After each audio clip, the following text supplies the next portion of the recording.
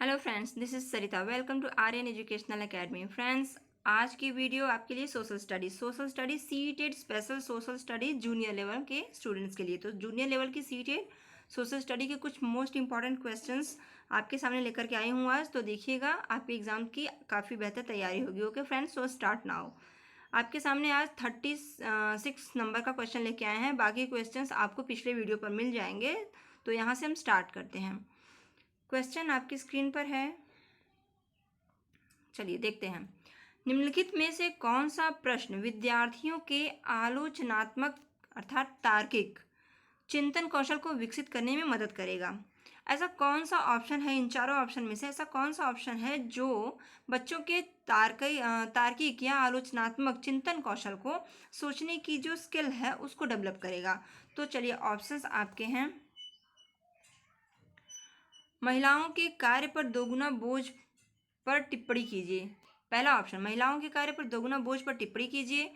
Second option, प्रदूषण को नियंत्रित करने के लिए सरकार द्वारा किए जाने वाले 2 उपायों को लिखिए। एंड थर्ड ऑप्शन, भारतीय स्वास्थ्य और भारतीय शिक्षा में सरकार की क्या भूमिका है। एंड फोर्थ ऑप्शन, सभी संक्रामक रोग जल जनित होते हैं, सत्य अथवा असत्य बताइए। अब देखिए फ्रेंड्स, यहाँ आपको जो क्वेश्चन मिला है इसमें 4 ऑप्शन हैं। इन ऑप्शन में से आपको एक चूज़ करना है जो कि आपके लिए सही हो और सबसे बेस्ट हो, जिससे कि आप जो आंसर होता है वो आंसर आप सही आंसर को बता पाएँ। मतलब जो आंसर एक्सेप्ट किए जाते हैं संस्था के द्वारा, केंद्रीय जो है संस्था हमारी जो एक्सेप्ट करती है, वैसा क्वेश्चन पे आपको जाना है। तो हमारा जो तरीका है कि हम 4 ऑप्शन में से कैसे निकालते हैं, तो जो नहीं हो सकता उसे आप पहले क्रॉस कर लीजिए, और जब उसे आप क्रॉस कर लेंगे तो आपका जो बिल्कुल सही होगा वो निकल के आ जाएगा। तो चलिए, हमारा तरीका क्या है, हम अपने तरीके को इस क्वेश्चन पे लगाते हैं। देखिए, पहला है, महिलाओं के कार्य पर दोगुना बोझ पर टिप्पणी कीजिए। देखिए, टिप्पणी अगर किसी चीज़ पर करने के लिए बच्चों को दिया जा रहा है तो टिप्पणी में क्या होता है, बहुत कुछ करना होता है। हर प्रकार की, हर तरह के सोच को उसमें सोच करके, समझ करके टिप्पणी मतलब विस्तृत व्याख्या। और दूसरा देखते हैं, तो पहला तो मुझे लग रहा है कि हो सकता है, बट हम चारों ऑप्शन को देखेंगे। दूसरा देखते हैं क्या है, प्रदूषण को नियंत्रित करने के लिए सरकार द्वारा किए जाने वाले उपायों को लिखिए। सरकार क्या क्या, गवर्नमेंट द्वारा क्या क्या मतलब उपाय किए जा रहे हैं वो आपको लिखना है। मतलब सिर्फ उपायों को लिखिए, 4-5 उपाय जो आपके दिमाग में आ रहे हैं वो आप लिख देते हैं। तो ये तो बहुत संकुचित लग रहा है कि कुछ उपाय हैं क्या, इससे आलोचनात्मक चिंतन स्किल डेवलपमेंट होगा? तो नहीं, सेकेंड तो नहीं है, क्योंकि सिर्फ 2 उपायों को लिखिए लिखा गया, बस 2 उपाय आपको लिखने हैं। तो देखिए, हमारा ये तरीका है कि अगर सिर्फ 2 उपाय को लिखने की बात हो रही है तो सेकंड नहीं होगा। एंड थर्ड देखते हैं, भारतीय स्वास्थ्य और भारतीय शिक्षा में सरकार की क्या भूमिका है। तो सरकार की क्या भूमिका है भारतीय स्वास्थ्य और भारतीय शिक्षा में, जो भूमिका है, जो रोल है सरकार की, वो बता दिए। क्या कुछ सोचने को, क्या कुछ ज़्यादा आपको सोचना पड़ा? तो नहीं, ये भी बहुत ही संकुचित उत्तर है।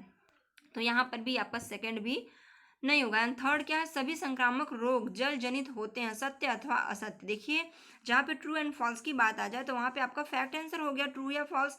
ये मतलब हाँ या ना में जाइए तो वो तो बिल्कुल भी नहीं होता है। आलोचनात्मक और चिंतन की बात हो रही है तो वो तो बिल्कुल नहीं होता है। अब कहा क्या जा रहा है, बच्चे का आलोचनात्मक और चिंतन स्किल डेवलप करना है। तो स्किल डेवलप करने के लिए आप फर्स्ट ऑप्शन देखिए, महिलाओं के कार्य पर दोगुना बोझ। देखिए, अगर है कि महिलाओं पर जो कार्य है, महिलाओं के ऊपर जो कुछ भी डिपेंड है, जो कुछ भी कार्य है उनका, उन पर दोगुना बोझ पर टिप्पणी कीजिए। अब टिप्पणी करना है आपको कि महिलाओं पर दोगुना बोझ क्यों है। मतलब कुछ महिलाएं हैं, सोशल वर्कर हैं, घर तो हर एक महिला को संभालना ही है, घर के साथ साथ बाहर भी देखना। हर एक सिचुएशन में, हर एक सिचुएशन में हर एक रिश्ते को महत्व देना। एक महिला, एक माँ है, एक पत्नी है, एक बेटी है, एक बहू है, बहुत कुछ है, एक बहन है। तो हर एक चीज़ को लेकर के चलना। तो ये जो है, इस पर अगर टिप्पणी लिखना, ये बहुत ही विस्तृत हो सकता है। इस पर हमें चिंतन करना होगा, एक बच्चे को इस पर चिंतन करना होगा, सोचना होगा, यदि उसके बारे में आपको टिप्पणी करनी है तो ये टॉपिक जो है, महिलाओं के कार्य पर दुगना बोझ, इस पर टिप्पणी करना, ये सबसे ज़्यादा आपके आलोचनात्मक तार्किक चिंतन को डेवलप करेगा। सो राइट आंसर आपका हो जाएगा यहाँ पे फर्स्ट। तो देखिए, हमने पढ़ा चारों ऑप्शन को और सेकंड थर्ड फोर्थ जो है बहुत ही हमें संकुचित लगा। तो जो फर्स्ट ऑप्शन है वो सबसे बेस्ट लगा, क्योंकि आप किस पर ज़्यादा चिंतन करने की बात हो रही थी, तो यहाँ हुआ आपका फर्स्ट। इस तरीके से देखिए, इसमें समझाने में समय लगा, बट यही तरीका आप हर क्वेश्चन में लगाओगे अपने पेपर के समय।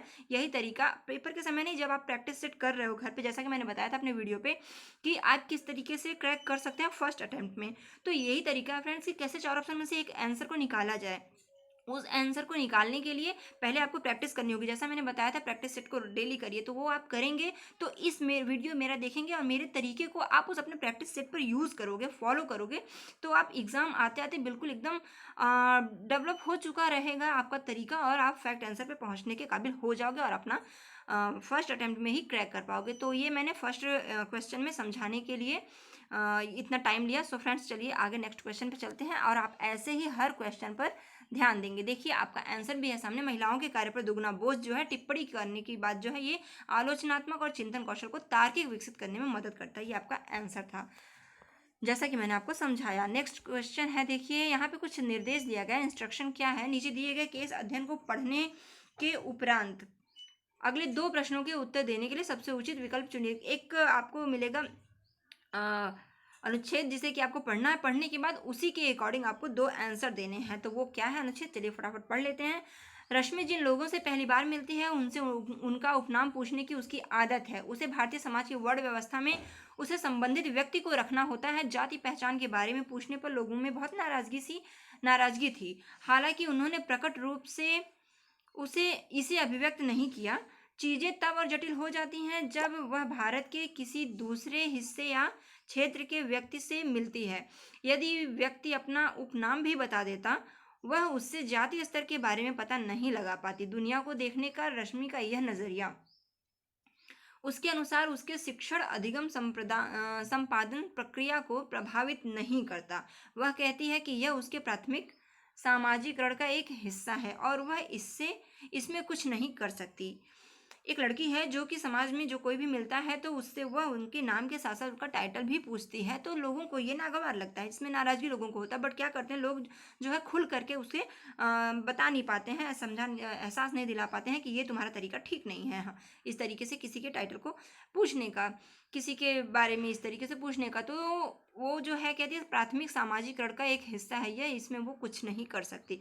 अब देखिए क्वेश्चन इस पर क्या बन रहा है कि रोष अर्थात नाराजगी जो होती है लोगों को, वो उचित है क्योंकि शिक्षिका की अभिवृत्ति, शिक्षिका जो ये कर रही है, शिक्षिका की ये जो अभिवृत्ति है वो क्या है। ऑप्शंस हैं आपके, विशुद्ध रूप से व्यक्तिगत पूर्वाग्रहों पर आधारित है। दूसरा, इसका साफ संकेत है कि इसमें पैदा हुई रूढ़िबद्धताएं गलत नहीं है। एंड थर्ड ऑप्शन, सामाजिक राजनीतिक और आर्थिक असमानताओं को जारी अर्थात कायम रखती है। एंड फोर्थ ऑप्शन, सामाजिकरण की आवश्यकता को उजागर करती है।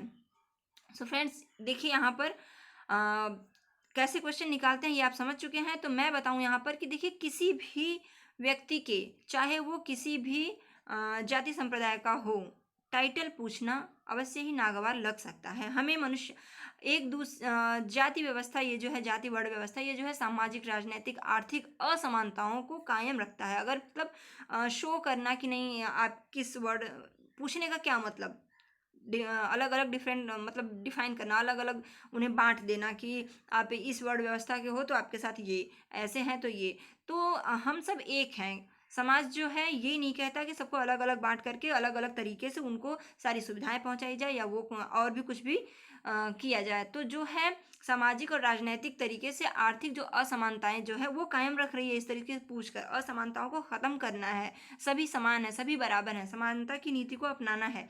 तो यहाँ पर नाराजगी उचित है इसलिए क्योंकि शिक्षिका की ये जो अभिवृत्ति है ये सामाजिक और आर्थिक रूप से, राजनीतिक रूप से भी असमानताओं को कायम रखती है। तो आपका सी ऑप्शन देखिए यहाँ पर यही है, तो आपका सी ऑप्शन सही हो जाएगा। राइट ऑप्शन आपका सी हो जाएगा, क्योंकि ऐसा करना उचित नहीं है इसलिए नाराजगी पैदा होती थी। देखिए आप आंसर भी देख सकते हैं, शिक्षिका द्वारा लोगों की जाति पूछने से लोगों में नाराजगी उचित है क्योंकि शिक्षिका की यह जो अभिवृत्ति थी वो सामाजिक आर्थिक राजनीतिक असमानताओं को कायम रखती है। नेक्स्ट क्वेश्चन देखते हैं, प्राथमिक सामाजिकरण है। प्राथमिक सामाजिकरण क्या है? प्राथमिक सामाजिकरण के बारे में हम अगर देखें चार ऑप्शन, तो फर्स्ट ऑप्शन कहता है कि शुरुआती उम्र में परिवार और मित्रों से सीखना। प्राथमिक सामाजिकरण का मतलब ये हुआ कि शुरू शुरू में सामाजिकरण, स्टार्टिंग सामाजिकरण का कब और कैसे होता है, कहाँ होता है। सेकेंड ऑप्शन है किशोरावस्था के दौरान समाज से सीखना। एंड थर्ड ऑप्शन है याद करना और शिक्षकों का अनुकरण करना। एंड फोर्थ ऑप्शन है प्राथमिक स्तर पर सामाजिक संपर्क। तो फ्रेंड्स यहाँ पर आपका 38 क्वेश्चन जो है ये आपको कहता है सामाजिकरण, वो भी स्टार्टिंग में, मतलब एक बच्चे की बात हो रही है, बच्चे का सामाजिकरण कब और कैसे होता है, किस स्टेज में होता है। ऑप्शन के अकॉर्डिंग आप जाएंगे तो देखिए प्राथमिक सामाजिकरण, जैसा कि मैं पढ़ा चुकी हूँ आपको कि सामाजिकरण जो है बच्चे के परिवार में शुरू कहाँ से होता है, ये बात है ना। तो शुरुआती जो उम्र है बच्चे की, बच्चा अपने घर में अपने माँ पिता, अपने संबंधियों से, अपने घर में अपने मित्रों से भी स्टार्टिंग में, जब बच्चा डोलने खेलने लगता है, बाहर थोड़ा निकलने लगता है, अपने मित्रों के साथ उनकी जो उनका जो समूह बनता है उसमें उनका स्टार्टिंग होता है सामाजिकरण का, कि सामाजिकरण है क्या, शुरुआत वहीं से होता है। तो आप देखेंगे यहाँ पे फर्स्ट ऑप्शन आपका है शुरुआती उम्र में परिवार और मित्रों से सीखना। तो परिवार और मित्रों से बच्चा जो कुछ भी सीखता है वो भी सामाजिकरण का एक अंग है, जहाँ से कि शुरुआत होता है। तो प्राथमिक सामाजिकरण हम उसी को कहेंगे। राइट ऑप्शन आपका ए हो जाएगा। आप आंसर को प्रूव करने के लिए देख सकते हैं, जीवन में शुरुआती उम्र में अपने परिवार तथा मित्रों से सीखना ही सामाजिकरण है, जैसा कि मैंने बताया। चलिए आगे बढ़ते हैं। नेक्स्ट क्वेश्चन है 39। सामाजिक विज्ञान में निदानात्मक परीक्षण शिक्षक को क्या समझने में सहायता करेगा। निदानात्मक परीक्षण है क्या? निदानात्मक परीक्षण का मतलब मैं बता दूं आपको, निदानात्मक परीक्षण दैट मीन्स पता लगाना किसी चीज़ का, कमियों का, बच्चे में क्या कमी है तो उसको हम कैसे पता लगा पाए। निदानात्मक परीक्षण होता है और उपचारात्मक परीक्षण होता है। पहले पता लगाना, पता लगाने के बाद उपचारात्मक मीन्स उसका उपचार करना, उस कमी को दूर करना। तो यहाँ बात हो रही है निदानात्मक परीक्षण की। तो सामाजिक विज्ञान में निदानात्मक परीक्षण एक शिक्षक के लिए ऑप्शंस देखते हैं। यहाँ पे फर्स्ट ऑप्शन हो जाएगा सामाजिक विज्ञान में शिक्षा विद्यार्थी सीखने संबंधी कठिनाइयों का सामना कर रहा है। बिल्कुल सही है। सामाजिक विज्ञान में विद्यार्थी जो है सीखने संबंधी कठिनाई का सामना कर रहा है, तो इसका पता लगाना, तो ये तो बिल्कुल सही लग रहा है। तो लेकिन हम देखेंगे अभी अपने सारे ऑप्शंस को, बेस्ट हमें और भी शायद मिल जाए। देखते हैं पुनरावृत्ति किस प्रकार विद्यार्थी की सहायता करती है, ये पता लगाना, या उसके विद्यार्थी कितने बुद्धिमान है ये पता लगाना, या प्रकरण का वह हिस्सा जिसे विद्यार्थी ने कंठस्थ नहीं किया है ये पता लगाना। तो दोस्तों अपने चैप्टर का सिलेबस जो कुछ भी है उसमें बच्चे ने कितना याद कर लिया है ये कोई मोटिव नहीं होता। ये बहुत ही ये मतलब ये इम्पॉर्टेंट नहीं है। ये बहुत ही संकुचित चीज़ है कि बच्चे ने कितना याद कर लिया। हमें बच्चों को रटाना नहीं है। कंठस्थ करने वाली चीज़ें हमेशा ही नेगेटिव पॉइंट में जाती हैं। आपको कंठस्थ नहीं कराना है, रटाना नहीं है, क्योंकि वो आज है कल भूल जाएगा। आपको समझाना है, आपको जिज्ञासु बनाना, बच्चे को बच्चा सृजन करके उसके बारे में जान सके, उसके बारे में एक से अधिक तरीके क्या हो सकते हैं ये सब जान सके। तो रटाना नहीं है। तो आपका डी ऑप्शन तो जो है हमारे तरीके से जैसे हम निकालते हैं कि ये तो नहीं होगा, तो डी ऑप्शन आपका नहीं होगा। उसकी विद्यार्थी कितने बुद्धिमान है, टीचर ये जानने के लिए नहीं आया कि विद्यार्थी कितने बुद्धिमान है। एक शिक्षक का कर्तव्य होता है ये जानना कि बच्चे को हम और बुद्धिमान या और जिज्ञासु या और सृजनात्मक रचनात्मक तरीके से मैं उसके ज्ञान का निर्माण कर सकूं, तो मैं कैसे करूं, क्या कमी है, उसकी कमी का पता लगाना। तो हमें देखिए कमी का पता जिस ऑप्शन में लग पाएगा वही ऑप्शन बेस्ट होगा। तो दूसरा भी नहीं होगा, मतलब सी भी नहीं होगा। बी क्या है, पुनरावृत्ति किस प्रकार विद्यार्थी की सहायता करती है। ये थोड़ा ठीक है कि पुनरावृत्ति करने से अगर बच्चा दोहराता है तो वो उसकी किस प्रकार सहायता करती है। तो पुनरावृत्ति किस प्रकार विद्यार्थी की सहायता करती है, और उसके साथ साथ सामाजिक विज्ञान में विद्यार्थी सीखने संबंधी किन कठिनाइयों का सामना कर रहा है। देखिए सीखने संबंधी कठिनाइयों का सामना कर रहा है अगर, तो उस कठिनाई को अगर एक शिक्षक दूर कर पाता है तो विद्यार्थी सबसे अधिक, स्टूडेंट जो है सबसे ज़्यादा उस तरीके से सीख पाएंगे। क्योंकि अगर उनकी प्रॉब्लम जहाँ है उस प्रॉब्लम को ही सॉल्व कर दिया जाए तो क्लियर हो जाता है उनके लर्निंग का प्रोसेस। तो आपका first option is the very very best right option हो जाएगा आपका फर्स्ट।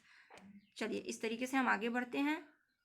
आप यहाँ देख सकते हैं निदानात्मक परीक्षण एक प्रकार का मूल्यांकन कार्यक्रम है जो समस्या के समाधान के रूप में प्रयोग किया जाता है। यदि कोई बालक शारीरिक या मानसिक रूप से अस्वस्थ है, बिल्कुल अगर बालक कोई शारीरिक या मानसिक रूप से अस्वस्थ है तो इसका भी पता लगाया जा सकता है कि अगर बालक में कमी है या वो नहीं सीख पा रहा है तो कारण क्या है, क्या शारीरिक कारण है या मानसिक कारण है।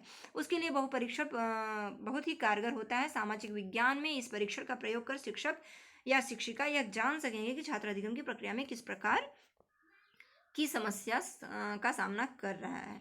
तो चलिए नेक्स्ट क्वेश्चन क्या है, हम नेक्स्ट क्वेश्चन पर चलते हैं। खनन को प्राथमिक क्रियाकलाप क्या क्यों कहा जाता है? खनन को प्राथमिक क्रियाकलाप क्यों कहा जाता है?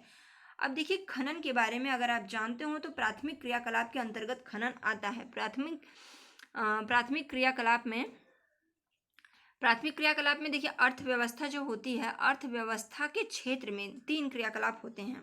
और उन तीनों क्रियाकलाप में पहला होता है जिसमें कि कृषि और मत्स्य पालन और खनन, ये तीनों आ जाते हैं आपके प्राथमिक में। और द्वितीयक में आ जाता है आपका निर्माण, विनिर्माण और उद्योग, ये आपका द्वितीयक में आ जाता है। एंड थर्ड जो होता है उसमें बैंक और बीमा वगैरह आ जाता है। तो ये आपकी अर्थव्यवस्था के क्रियाकलाप थे। प्राथमिक द्वितीयक और तृतीयक 3 प्रकार के होते हैं। अब यहाँ पे कहा जाता है कि खनन को जो प्राथमिक है, खनन को प्राथमिक क्रियाकलाप क्यों कहा जाता है? ऑप्शंस आपके हैं, चलिए देखते हैं क्यों कहा जाता है। यह मानवीय क्रियाकलापों के सबसे आरंभिक रूपों में से एक है, या इससे सरकार को बहुत अधिक धन मिलता है इसलिए, या यह कर्मचारियों की सबसे अधिक नियुक्ति करने वाला है, या इसमें भूमि के प्राकृतिक संसाधनों से उत्पादन शामिल है। तो यहाँ पर देखिए, खनन जो है भूमि से, तो खनन का मतलब ये है कि भूमि से खुदाई करके खनिजों को निकालना, प्राप्त करना, और जो कि प्राथमिक में रखा जाता है। तो यहाँ पे मानवीय क्रियाकलापों के संबंध में आरंभिक रूपों में से एक है, ये आपका होगा नहीं। मानवीय क्रियाकलाप के संबंध में आरंभिक रूपों में से एक है। सरकार को बहुत अधिक धन मिलता है, तो नहीं, सरकार को बहुत अधिक धन नहीं मिलता है इससे। यह कर्मचारियों की सबसे अधिक नियुक्ति करने वाला है। अब देखिए, खनन में कर्मचारी यूज़ किए जाते हैं, लेकिन मशीनों के द्वारा भी तो होता है। तो ये नहीं कहेंगे कि नहीं, सबसे ज़्यादा इसमें नियुक्ति हो सकती है कर्मचारियों की, तो ये भी आपका बेस्ट नहीं होगा। अब इसमें भूमि के प्राकृतिक संसाधनों से उत्पाद शामिल है। अब आप जानते हैं खनन है क्या? भूमि के प्राकृतिक संसाधनों के उत्पाद ही होते हैं खनन में शामिल। तो आपका राइट ऑप्शन डी हो जाएगा। इस तरीके से तीनों ऑप्शन को हम निकालते हैं तो चौथा ऑप्शन यही बचता है जो कि बेस्ट है। और खनन के बारे में आप जानते हैं कि प्राकृतिक संसाधन के उत्पाद शामिल होते हैं इसमें। चलिए आगे बढ़ते हैं। राइट ऑप्शन आपका डी है, देख सकते हैं आप आंसर। खनन को अर्थव्यवस्था के क्षेत्र में प्राथमिक क्रियाकलाप माना जाता है जिसमें भूमि के संसाधन शामिल होते हैं। नेक्स्ट क्वेश्चन है हमारा, 19वीं शताब्दी के दौरान अधिकतर शिक्षित महिलाओं को स्कूल भेजने के बजाय उनके उदारवादी पिताओं तथा पतियों ने उन्हें स्कूल भेजने के बजाय घर पर पढ़ाया। ऐसा क्यों? 19वीं शताब्दी की बात हो रही है। अगर आप खुद पर रख के देखें, अगर आप एक महिला हैं तो आप सोचें कि 19वीं शताब्दी में अगर हम थे तो इसके दौरान अधिकतर शिक्षित महिलाएं, जो महिलाएं शिक्षित थीं, जो पढ़ना चाहती थी, अधिकतर शिक्षित महिलाओं को स्कूल भेजने के बजाय, स्कूल जाना चाहती थी, स्कूल जा सकती थी, बट स्कूल भेजने के बजाय उनके जो पिता के संरक्षण में थी या फिर जो विवाह के उपरांत पतियों के संरक्षण में थी, उन्हें स्कूल भेजने के बजाय घर पर पढ़ाया गया। घर पर पढ़ने के लिए कहा गया कि आप पढ़ सकते हैं लेकिन आपको स्कूल नहीं जाना है। ऐसा क्यों? तो ऐसा किस कारण से उन्होंने किया होगा? वो तो उदारवादी थे, मतलब पढ़ाने से रोक नहीं थी, पढ़ाते थे, पढ़ सकती हैं आप, इस चीज़ का था। लेकिन क्यों ऐसा था कि वो स्कूल नहीं जा सकती थी? 19वीं शताब्दी की बात हो रही है। तो ऑप्शन है आपके, लड़कियों को घर पर पढ़ाने में पुरुषों को बहुत खुशी होती थी, या दूसरा ऑप्शन है लड़कियों को स्कूल पहुंचने के लिए सार्वजनिक स्थानों से गुजरते हुए यात्रा करनी पड़ती थी और उनकी सुरक्षा एक चिंता थी। एंड थर्ड ऑप्शन, उस समय इस बात का डर था कि स्कूल लड़कियों को घरेलू कार्य करने से रोकेगा। एंड फोर्थ ऑप्शन, लोगों को भय था कि स्कूल लड़कियों को घर से दूर ले जाएंगे। अब फ्रेंड्स यहाँ पर देखिए, अगर ऑप्शंस आप, तो लड़कियों को घर पर पढ़ने में पुरुषों को बहुत खुशी होती थी। ये कौन सी बात हुई कि अगर घर पर पढ़ेंगी तो पिता या पति कोई भी होगा वो बहुत ही खुश होगा? तो ये आपका फर्स्ट ऑप्शन तो होगा नहीं। इसी तरीके से आप क्वेश्चन को निकाल सकते हो, आपका फर्स्ट ऑप्शन नहीं होगा। एंड लड़कियों को स्कूल पहुंचने के लिए सार्वजनिक स्थानों से गुजरते हुए यात्रा करनी पड़ती थी, ये बिल्कुल सही। अगर स्कूल तक जाना है तो सार्वजनिक स्थानों से यात्रा करते हुए जाना पड़ेगा। और उस समय सुरक्षा एक चिंता की विषय थी, मतलब सबसे बेस्ट यही आपका ऑप्शन लग रहा है कि चिंता की विषय थी, इसलिए पति के संरक्षण में जो महिलाएं थी उनकी उनके पति या फिर पिता के संरक्षण में जो लड़कियां थी उनके पिता चिंतित तो होते थे, चिंता का विषय था सुरक्षा, अपनी बेटियों की या अपनी पत्नी की या अपने घर के लड़कियों की सुरक्षा एक चिंता का विषय था। 19वीं शताब्दी की 19वीं की बात हो रही है, तो पढ़ाना तो चाहते थे लेकिन चिंता का विषय था। तो आपका राइट ऑप्शन यही हो जाएगा, बी ऑप्शन। अब यहाँ पे देखिए, ये तो कभी नहीं होगा कि इस समय डर था कि स्कूल की लड़कियों को घरेलू कार्य से रोकेगा। स्कूल में लड़कियां पढ़ लेती तो घर पर आकर के क्या स्कूल उन्हें रोकता है कि नहीं घर का काम आप मत करिए? ऐसा बिल्कुल नहीं है। जो लड़कियां पढ़ती हैं या जिन्हें पढ़ने का वो रहता है वो जल्दी जल्दी घर का काम निपटा के पढ़ने के लिए बैठ जाती हैं। करना होता है सब, हम अपने काम को किस तरीके से करना वो मैनेज करना उनका नियम बन जाता है कि उनको करना ही है। तो ऐसा कुछ नहीं है कि कोई रोकता है, और लोगों को भय था कि स्कूल लड़कियों को घर से दूर ले जाएगा, ऐसा भी कुछ नहीं है। तो आपका बेस्ट ऑप्शन क्या हुआ? बेस्ट ऑप्शन आपका सेकंड हो गया। चलिए देख लीजिए, यहाँ पर भी यही बात है। कथन लड़कियों को स्कूल पहुँचने के लिए सार्वजनिक स्थानों को गुजरते हुए यात्रा करनी पड़ती थी, और 19वीं शताब्दी जो था अधिकतर शिक्षित महिलाओं को स्कूल भेजने के बजाय उनकी उदारवती बस घर पर पढ़ाया उन लोगों ने, इसलिए क्योंकि चिंता का विषय था। बात यही है यहाँ पर। चलिए आगे बढ़ते हैं। निम्नलिखित में से कौन सा खनिज नहीं है? देखिए, खनिज नहीं है। खनिज क्या होता है? ऑप्शन है आपके, भोजन पकाने में इस्तेमाल होने वाला नमक, क्या नमक खनिज है? गहनों में प्रयुक्त होने वाला सोना चांदी, क्या सोना चांदी खनिज है? शोधन के लिए प्रयुक्त अभ्रक, क्या अभ्रक खनिज है? और पेंसिल में विद्यमान ग्रेफाइट, तो क्या ग्रेफाइट खनिज है? अब आप अगर जानते हैं कि खनिज क्या है तो आपका ऑप्शन आपके सामने है। राइट ऑप्शन क्या है? देखिए, खनिज नहीं है पूछ रहा है, तो आप देख लीजिए ना खनिज क्या क्या है। देखिए, यहाँ पर आपका प्रयुक्त सोना एंड चांदी ये खनिज ही है। अभ्रक भी खनिज है और ग्रेफाइट भी खनिज है, जो कि पेंसिल्स में यूज होता है। अब यहाँ पे भोजन पकाने के इस्तेमाल में होने वाला नमक, नमक खनिज नहीं है। खनिज वो होता है जो कि भूमि के अंदर जो है संसाधन जो होते हैं खनन खनन के दौरान मिलता है हमें, वो खनिज कहलाता है। लेकिन जो नमक है आपका वो समुद्र में पाया जाने वाला है। तो आपका ये राइट ऑप्शन हो गया। खनिज कौन सा नहीं है? First option is the right, नमक खनिज नहीं है। भूगर्भ से प्राप्त होने वाले विशिष्ट रासायनिक यौगिक खनिज कहलाते हैं। तो भूगर्भ से, जैसा कि मैंने बताया, बहुमूल्य धातुएं, अभ्रक, ग्रेफाइट, सोना चांदी ये सब मिलते हैं, तो ये खनिज हैं, बाकी नमक नहीं है। आपका क्वेश्चन यहाँ पर हो जाता है, निम्नलिखित में से कौन सा सामाजिक अनुदेशात्मक प्रक्रिया का हिस्सा नहीं होना चाहिए? सामाजिक अनुदेशात्मक प्रक्रिया का हिस्सा, क्वेश्चन की फॉर्म नेगेटिव नहीं होना चाहिए। तो क्या नहीं होना चाहिए? देखिए, क्वेश्चन की फॉर्म नेगेटिव है। जब भी आप क्वेश्चन करेंगे तो आप नहीं जो होगा उसे सर्किल जरूर कर लेंगे, क्योंकि मिस हो जाता है, दिमाग से उतर जाता है कि सही नेगेटिव फॉर्म है क्वेश्चन की या पॉजिटिव। ऑप्शन है तथ्यों का श्रुतलेख, प्रतिपुष्टि तंत्र, क्रियान्वयन और योजना। निम्नलिखित में से कौन सा सामाजिक अनुदेशात्मक प्रक्रिया नहीं होना चाहिए? देखिए, प्रतिपुष्टि तंत्र, क्रियान्वयन और योजना ये सारा कुछ होना चाहिए। अनुदेशनात्मक प्रक्रिया की बात हो रही है, सामाजिक तो क्रियान्वयन किया जाने वाला कार्य है। प्रतिपुष्टि हम देते हैं फीडबैक, तो उससे भी बहुत ही मोटिवेशन मिलता है, बच्चे पॉजिटिव वे में जाते हैं। योजना बना के कोई किसी चीज़ को किया जाता है तो वो भी बहुत ही इफेक्टिव होता है। बट तथ्यों का श्रुतलेख सुन करके लिख लेना नहीं है पूछा गया, तो सामाजिक अनुदेशनात्मक प्रक्रिया का हिस्सा यही हो जाएगा आपका राइट ऑप्शन ए, तथ्यों का श्रुतलेख नहीं है। देख सकते हैं आप आंसर, तथ्यों का श्रुतलेख सामाजिक विज्ञान अनुदेशन प्रक्रिया का हिस्सा नहीं होता है, बल्कि भाषा शिक्षा के लिए महत्वपूर्ण होता है। भाषा शिक्षा के लिए अगर ये हिंदी के क्वेश्चन में आता तो वहाँ पे आपका इंपॉर्टेंट हो जाता है कि तथ्यों का श्रुतलेख सुनना और सुन करके लिखना, ये इंपॉर्टेंट होता है। सामाजिक प्रक्रिया के लिए नहीं। सामाजिकरण जो होता है वो क्रियान्वयन से करके होता है, एक्टिविटी से होता है, योजना से होता है। तो चलिए आगे बढ़ते हैं। नेक्स्ट क्वेश्चन है सामाजिकरण, सामाजिक विज्ञान के बारे में निम्नलिखित में से कौन सा कथन गलत है?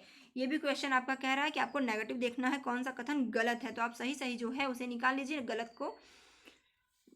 ऑप्शन आपका पहला है, सामाजिक विज्ञान स्वतंत्रता, विविधता के प्रति सम्मान आदि जैसे मानवीय मूल्यों का निर्माण एवं विस्तार करता है। चूंकि सामाजिक विज्ञान मनुष्यों से संबंध है, इसलिए उसकी खोज की प्रकृति वैज्ञानिक नहीं है।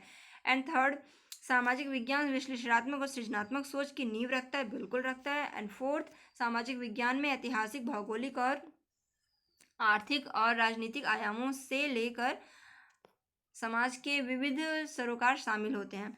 सो फ्रेंड्स, यहाँ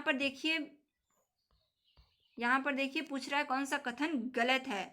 तो गलत के लिए देखिए सामाजिक विज्ञान स्वतंत्रता, विविधता के प्रति सम्मान आदि जैसे मानवीय मूल्यों का निर्माण विस्तार करता है। तो बिल्कुल करता है, चूंकि सामाजिक विज्ञान मनुष्यों से संबंध है इसलिए उसकी खोज की प्रकृति वैज्ञानिक नहीं है। ये बात देखिए, मनुष्य से संबंध है इसलिए खोज की प्रकृति वैज्ञानिक नहीं है। तो ये आपका यही आपका सही हो जाएगा, क्योंकि गलत पूछा जा रहा है। देखिए सामाजिक विज्ञान जो है मनुष्यों में सामाजिकरण, रचना और समस्याओं को समझने और समाधान करने में तार्किक चिंतन का विकास करता है।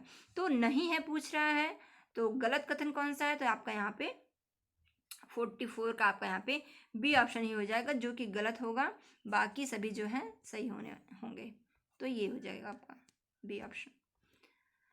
देखिए आप यहाँ आंसर में सामाजिक विज्ञान मनुष्य से संबंध है, सामाजिक विज्ञान मनुष्यों से संबंधित है इसलिए उनकी खोज की प्रकृति वैज्ञानिक नहीं है, जो कि ऑप्शन में था। ये कथन सामाजिक विज्ञान के संदर्भ में गलत है, इसलिए क्योंकि सामाजिक विज्ञान जो है, सामाजिक विज्ञान मनुष्य के सामाजिक संरचना और समस्याओं को समझने का, जैसा कि मैंने बताया, उसके समाधान करने में तार्किक चिंतन का विकास होता है। तो नहीं है कैसे, वैज्ञानिक है।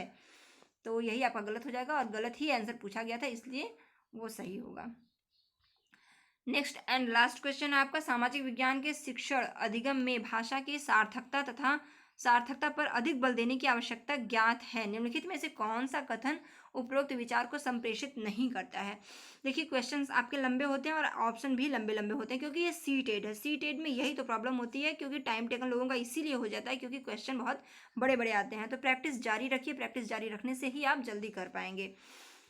सामाजिक विज्ञान जैसे तथ्य उन्मुखी विषय की भाषा की सार्थकता सबसे कम होती है। क्वेश्चन की फॉर्म नेगेटिव पूछ रहा है, संप्रेषित नहीं करता, नहीं करता। तो देखिए यहाँ पे सामाजिक विज्ञान जैसा सब्जेक्ट जो है, सोशल साइंस, तथ्य उन्मुखी विषय में भाषा की सार्थकता सबसे कम होती है। यही हो जाएगा, क्योंकि नहीं संप्रेषित नहीं करता है। क्यों भाई, सबसे कम होती है, ये कम क्यों होती है? कम नहीं होती है। तो नहीं जो पूछ रहा है, तो आपका यही ऑप्शन हो जाएगा सही। देख लीजिए एक नज़र सभी को, बी ऑप्शन है, सामाजिक विज्ञान की शिक्षण अधिगम प्रक्रिया के प्रति केवल भाषा शिक्षण ही न्याय कर सकते हैं। केवल जहाँ आ जाए वो आप नहीं करेंगे, केवल भाषा शिक्षण ही न्याय नहीं करते हैं। चूंकि भाषा महत्वपूर्ण है, अतः सामाजिक विज्ञान के शिक्षक को सामाजिक विज्ञान की परीक्षाओं में अवबोध और व्याकरण के प्रश्न शामिल होने चाहिए। तो बिल्कुल होने चाहिए। भाषा प्रयोग और अर्थ की प्रभावी समझ जो है सामाजिक विज्ञान अधिगम से संवर्धित करता है। ये सभी पॉजिटिव आंसर में जा रहे हैं फ्रेंड्स। क्वेश्चन की फॉर्म नेगेटिव है, तो पहला ऑप्शन आपका जो है नेगेटिव वे में जा रहा है, क्योंकि सब सार्थकता सामाजिक विज्ञान की सबसे कम दिखा दिया गया, तो सबसे कम नहीं है। और आपका राइट ऑप्शन हो जाएगा फर्स्ट। इस तरीके से हमारे ये क्वेश्चंस पूरे हुए। चलिए आप देख सकते हैं, सामाजिक विज्ञान तथा उन्मुखी विषय में भाषा की सार्थकता सबसे कम है। ये कथन जो है दिए गए विचार को संप्रेषित नहीं करता है, सबसे संकुचित उत्तर था। तो ये कथन दिए गए विचार को संप्रेषित नहीं करता है। राइट ऑप्शन आपका ए होगा। सो फ्रेंड्स, आज की क्लास हम यहीं पे समाप्त करते हैं, और बता दें आपको कि सी टेट देखिए टाइम टेकन होता है, तो थोड़ा ही पढ़िए, बट अंडरस्टैंडिंग बेस है क्वेश्चन, तो उसको समझते हुए पढ़िए। तो अगर आपने फॉर्म फिल कर लिया है सी टेट का, तो देखते रहिए हमारा चैनल आर्यन एजुकेशनल एकेडमी। यहाँ पर आपको सी टेट की पूरी तैयारी कराई जाती है, और पूरे कॉन्फिडेंस से आप देख सकते हैं आपका यहाँ पे काफ़ी अच्छा तैयारी हो जाएगा, क्योंकि अंडरस्टैंडिंग बेस्ड क्वेश्चन ही हमारा पर्पज़ है कि हम उसको समझाते हुए चलें। ओके फ्रेंड्स, आज के लिए बस इतना ही। देखते रहिए, अच्छा लगता है प्रयास हमारा तो लाइक कर दीजिए, और पढ़ने के लिए आप बैठे हैं तो please subscribe my channel, and कोई भी क्वेरी हो तो कमेंट कीजिएगा।